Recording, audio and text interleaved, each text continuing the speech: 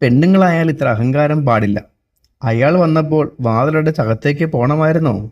കയറിയിരിക്കാനും പറഞ്ഞ് രണ്ട് നല്ല വാക്ക് പറയാറുന്നില്ലേ? ഇതൊരു നല്ല അവസരമായിരുന്നു. മുറുക്കി ചുവന്ന വായ് കൂട്ടിക്കൊണ്ട് കല്യാണി പറഞ്ഞു. ഛേ, ഞാൻ അന്നേരം ഇവിടെ ഉണ്ടായില്ലല്ലോ. നിലത്ത് ഉഴഞ്ഞു കിടക്കുന്ന മുണ്ടെടുത്ത് മടക്കി കുത്തി ബാലൻ നിരാശയോടെ പറഞ്ഞു. ഇതാ വരുന്നുണ്ട്, ചോദിക്കാം അവളോട്. അതും പറഞ്ഞ് കല്യാണി മുറിക്കകത്തേക്ക് വലിഞ്ഞു. ഡി, ഇന്നിവിടെ ആരാ വന്നേ? ഉണങ്ങിയ തുണികൾ മുറ്റത്ത് നിന്നെടുത്ത് മടക്കിക്കൊണ്ടുവന്ന ഭാര്യ കാർത്തികയോട് ബാലൻ ചോദിച്ചു. ആരും വന്നില്ലല്ലോ. നുണ പറയണ്ട, ഞാൻ അറിഞ്ഞു. നിന്റെ അച്ഛൻ വന്നിരുന്നു അല്ലേ?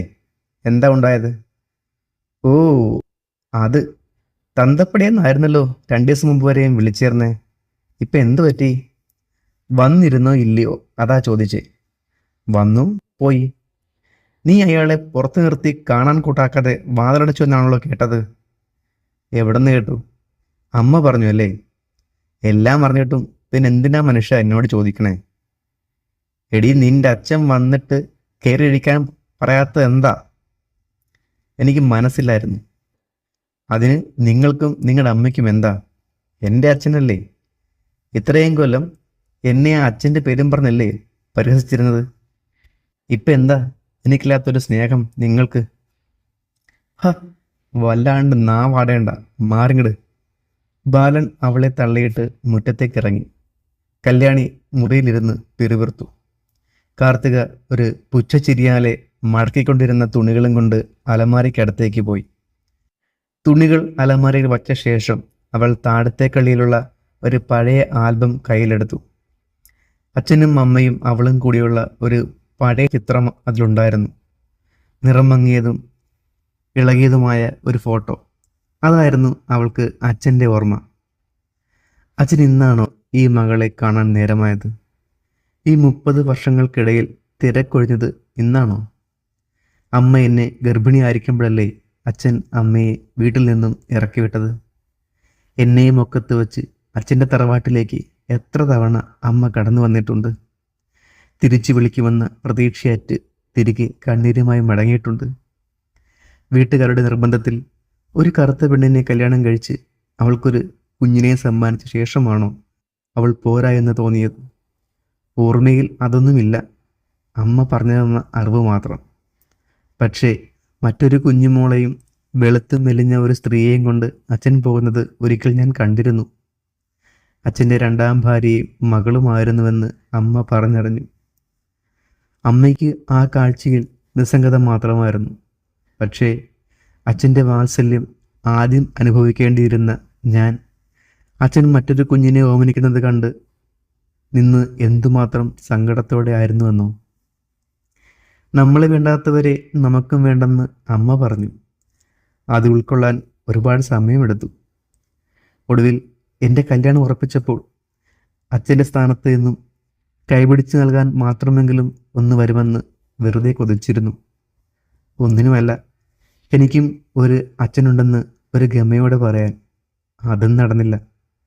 അങ്ങനെ ഒരച്ഛൻ്റെ വാത്സല്യവും സാമീപ്യവും കരുതലും ആവശ്യമായിരുന്നത് എപ്പോഴൊന്നും എനിക്കത് കിട്ടിയിട്ടില്ല. പിന്നെന്താ ഇപ്പോൾ? അതും അറിയാം. ചന്തം നോക്കി തിരഞ്ഞെടുത്ത ഭാര്യ വയസ്സാങ്കാലത്ത് ഉപേക്ഷിച്ചു പോയി. അച്ഛൻ്റെ ആയുസ്സിലെ മുഴുവൻ സ്നേഹവും സമ്പാദ്യവും അനുഭവിച്ച് നല്ല നിലയിൽ എത്തിയപ്പോൾ മകളും കൈയഴിഞ്ഞു. പണ്ട് നിങ്ങൾ എന്നോട് കാണിച്ച അവഗണന ചിലപ്പോൾ എനിക്ക് ക്ഷമിക്കാൻ കഴിയുമായിരിക്കും. പക്ഷേ ഒറ്റയ്ക്ക് എന്നെ നോക്കി വളർത്തിയ എൻ്റെ അമ്മയുടെ ആത്മാവിനപ്പോൾ എന്താണ് പിന്നെ വില?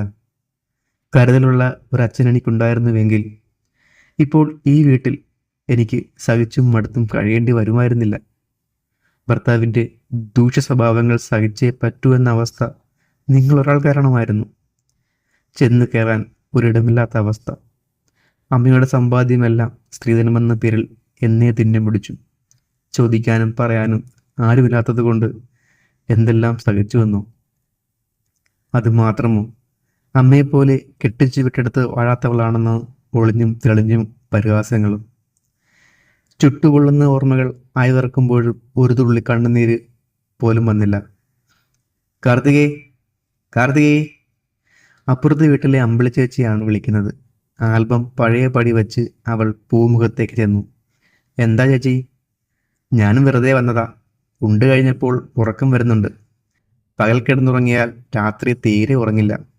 അതാ നിന്നോട് വർത്തമാനം പറഞ്ഞിരിക്കാമെന്ന് വെച്ച് വന്നത്. ആ, അതിനെന്താ? പണികൾ കഴിഞ്ഞു, തുണികൾ മടക്കി വെക്കുകയായിരുന്നു. ആ, കല്യാണേട്ടത്തെയും ബാലനും? ബാലേട്ടൻ ഓട്ടോറിക്ഷ എടുത്തിട്ട് പോകുന്ന ശബ്ദം കേട്ടു. ഇനി ഓട്ടം കഴിഞ്ഞേ വരൂ. അമ്മ ഈ നേരായാൽ കിഴക്കേലെ അമ്രാന്റെ വീട്ടിൽ പോവുമല്ലോ, അങ്ങോട്ട് പോയി. അപ്പൊ നീ ഒറ്റയ്ക്കേ ഉള്ളൂല്ലേ? നീ എന്താ പെണ്ണേ നിന്റെ അച്ഛൻ വന്നപ്പോൾ ഇടഞ്ഞിരുന്നത്? ചേച്ചിക്കും അതേ ചോദിക്കാനുള്ളൂല്ലേ? നിനക്ക് അറിയാമല്ലോ കാർത്തികേ, എൻ്റെ അമ്മ വീടിനടുത്താ നിന്റെ അച്ഛൻ്റെ തറവാടെന്ന്. അതുകൊണ്ട് എനിക്കറിയാം അങ്ങയുടെ അവസ്ഥ. വലിയ കഷ്ടാ. കാര്യമായിട്ട് വയ്യായി ഒന്നുമില്ല, പക്ഷേ പ്രായമായ ആളല്ലേ, സഹായത്തിന് ആളൊക്കെ ഉണ്ട്. എന്നാലും ഒറ്റയ്ക്ക്, അതെ ഒറ്റയ്ക്കാവണം. എന്നാലേ അച്ഛൻ്റെ കർമ്മഫലം അനുഭവിക്കാൻ പറ്റൂ. ശരിയാ, തെറ്റുപറ്റി. അത് തന്നെയാണല്ലോ നീ ഇപ്പോൾ ചെയ്യുന്നത്, പ്രതികാരം. ഇത്രയും ദുഷ്ടക്കൂട്ടങ്ങളുടെ കൂടെ കഴിഞ്ഞ് നീയും അങ്ങനെ ആയോ? അവര് പോലും അച്ഛൻ്റെ കാര്യത്തിൽ കനിവ് കാണിക്കാൻ തയ്യാറായി.